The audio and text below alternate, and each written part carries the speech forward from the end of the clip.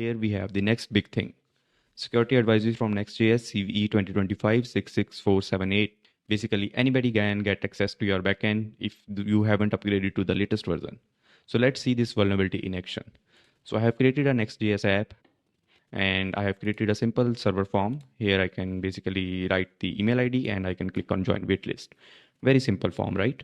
And let's take a look at code as well.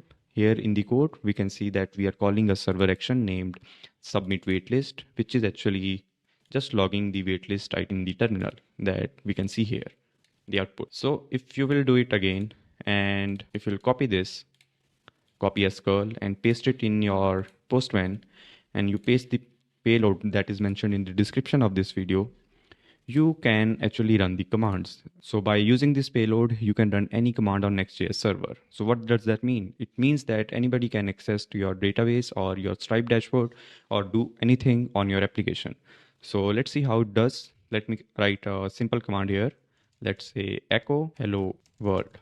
Let's try to send it. Echo, I think I have to escape the strings. Hello world. Great.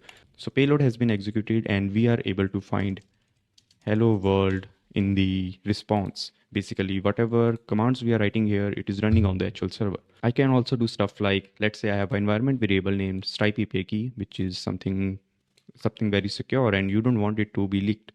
So I can also run the echo, and inside it I can write $Stripe API key. Let's try to run it.